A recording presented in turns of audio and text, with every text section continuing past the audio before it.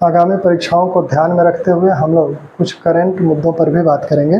वैसे current issues पे बात होगी जो बहुत ही महत्वपूर्ण होते हैं और जिनसे परीक्षा में प्रश्न बनने की सर्वाधिक संभावना होती है, उन्हीं मुद्दों की हम लोग बात करेंगे। वैसा ही एक मुद्दा है G7 शिखर सम्मेलन 2024।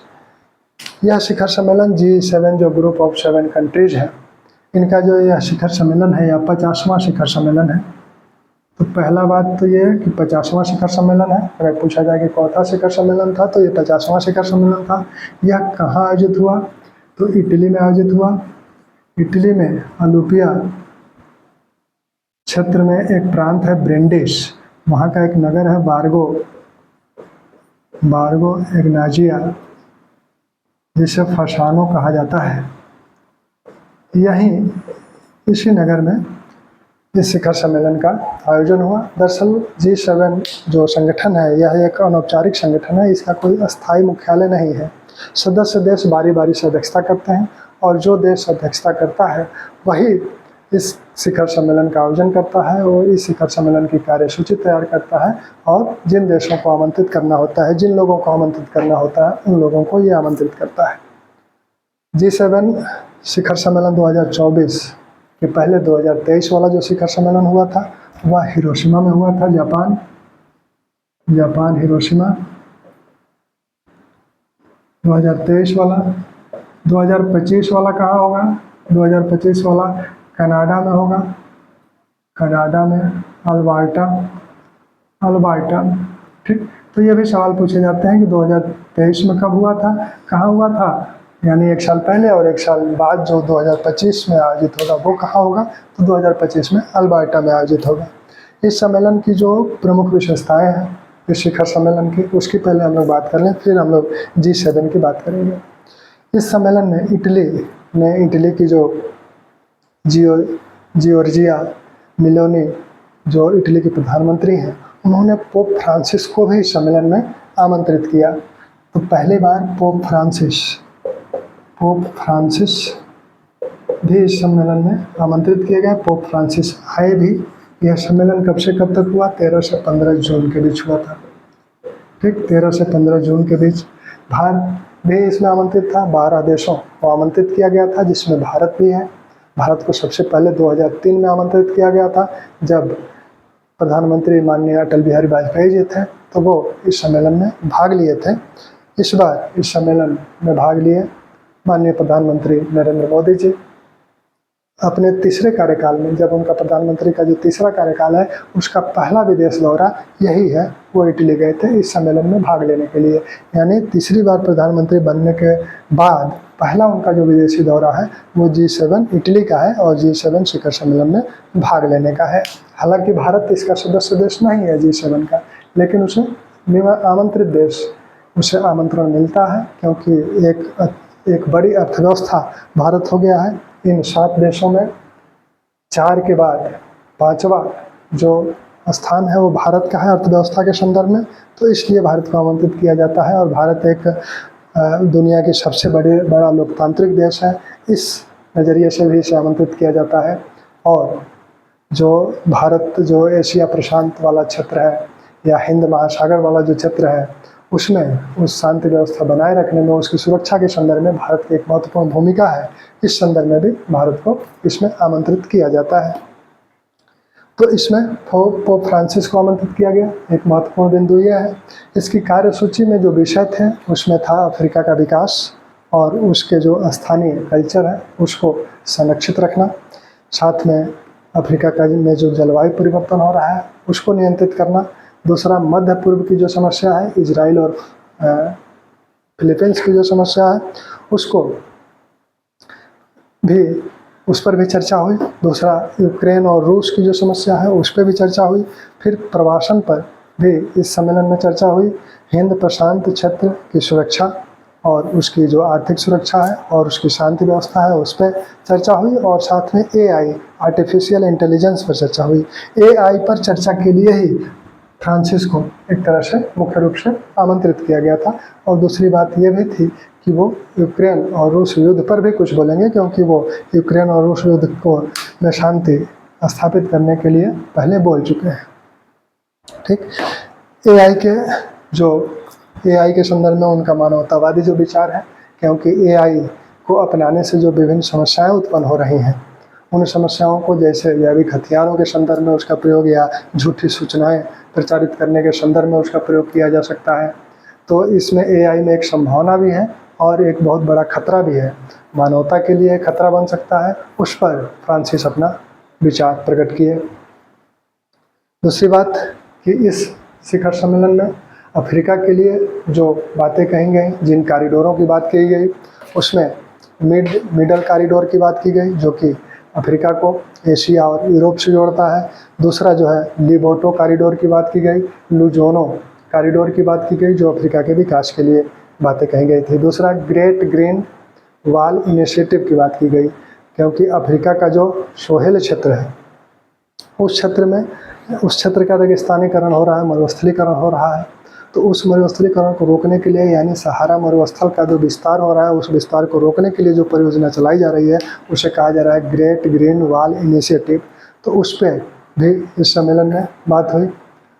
साथ में PGII की बात हुई।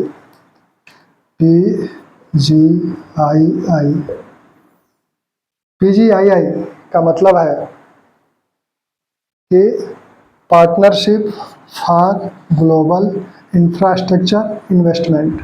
Partnership for global infrastructure investment, यानी विकासशील देशों और मध्यम आय वर्ग के देशों में इंफ्रास्ट्रक्चर के विकास के लिए यह परियोजना शुरू की गई है।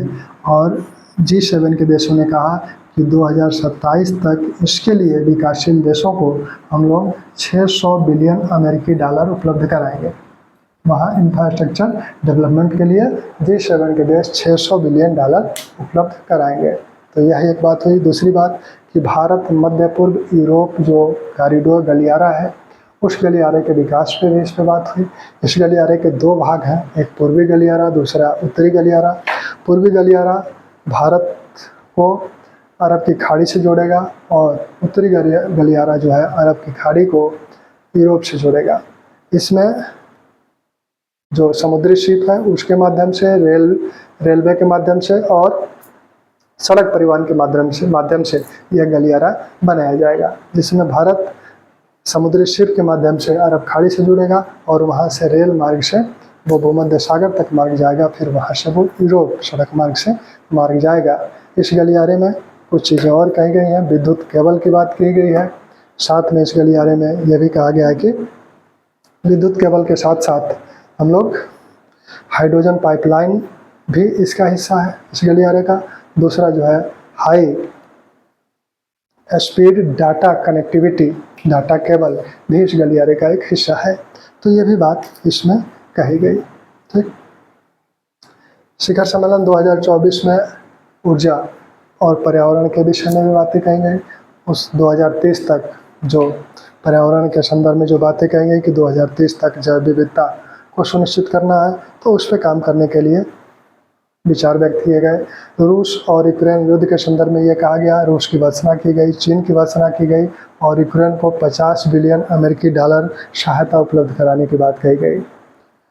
जो हिंद महासागर वाला जो क्षेत्र है, हिंद प्रशांत वाला जो क्षेत्र है, उस क्षेत्र की आर्थिक सुरक्षा के लिए कहा गया कि यह एक खुला क्षेत्र रहेगा और अंतर्राष्ट्रीय नियमों के अनुसार यहाँ जो भी स्थानीय विवाद हैं, क्षेत्रीय जो विवाद हैं, उनका निपटारा किया जाएगा। चीन के संदर्भ में G7 सम्मेलन में ये कहा गया कि चीन की आर्थिक वृद्धि या उसके आर्थिक विकास के हम विरोधी नहीं हैं, लेकिन वह अंतर्राष्ट्रीय नियमों का पालन करते हुए अगर अपना आर्थिक विकास करता है तो यह विश्व के लिए अच्छी बात है। ठीक। तो ये सारी बातें इस सम्मेलन में कही गई। अब हम लोग देखें कि G7 है क्या। G7 का गठन 1975 में हुआ। G7 में जो सदस्य देश हैं, इन देशों को पहले देख लिया जाए क्योंकि इससे एक प्रश्न बनेगा। तो अमेरिका,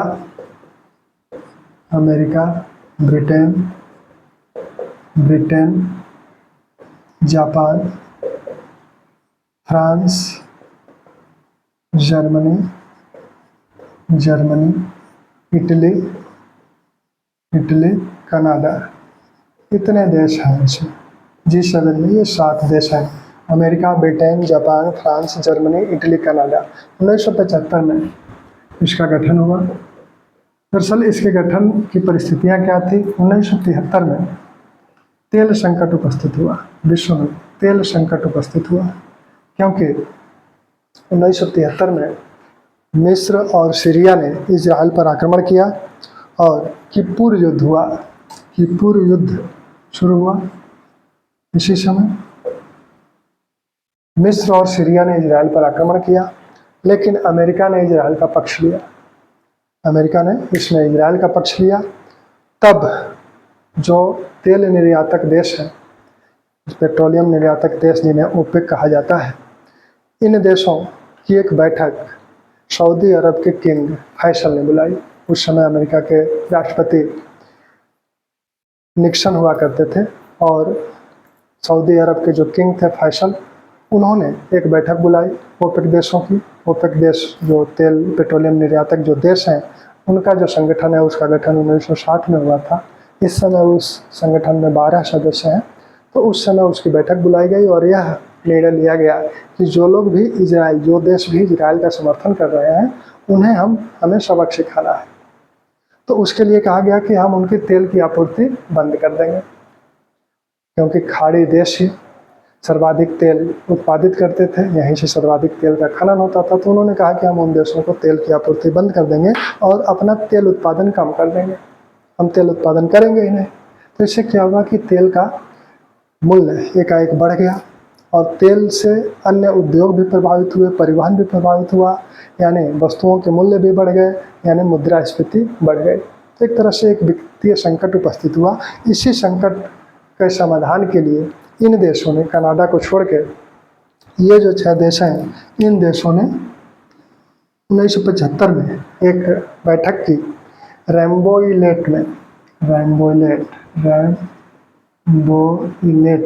यह फ्रांस में है। 1975 में यही एक बैठक हुई। उस समय ये ग्रुप ऑफ 6 थे।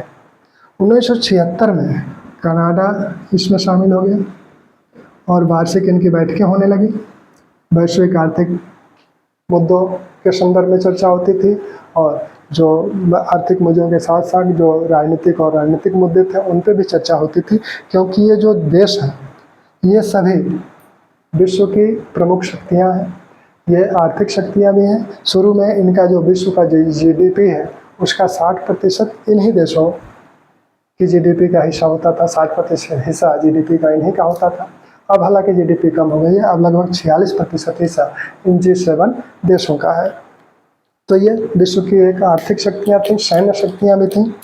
तो ये विश्व के संदर्भ में जो भी मुद्दे थे उन सभी मुद्दों पर ये चर्चाएं वर्ष में करती थी। 1976 में कनाडा को इसमें शामिल किया गया और आगे चलकर, क्योंकि ये जो दौर है 1975, 73, 76 वाला, इस समय शीत युद्ध चल रहा था। शीत युद्ध अपने चरम पे था। रूस एक ध्रुव था, अमेरिका एक ध्रुव था, दोनों मिल नहीं सकते थे, इसीलिए रूस इसमें अभी शामिल नहीं है। लेकिन जब रूस का विघटन हो गया, शीत युद्ध समाप्त हो गया, तब 1998 में रूस इसमें शामिल हुआ।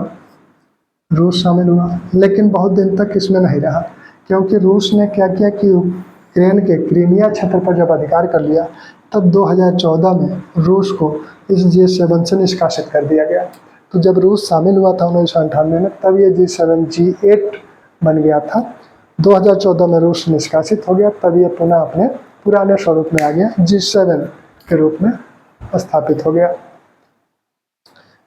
वार्षिक बैठकें इनकी होती हैं, बारी बारी से देशों को अध्यक्षता मिलती है और इनका कोई अस्थायी मुख्यालय है नहीं। जिस देश की अध्यक्षता होती है वही देश शिखर सम्मेलन का आयोजन करता है, उसकी कार्यसूची भी तैयार करता है। ठीक, तो हम लोगों ने G7 शिखर सम्मेलन 2024 की बातें की और G7 के विषय में भी हम लोग जाने। आगे भी हम लोग इसी प्रकार के जो महत्वपूर्ण मुद्दे हैं उनकी चर्चा करते रहेंगे।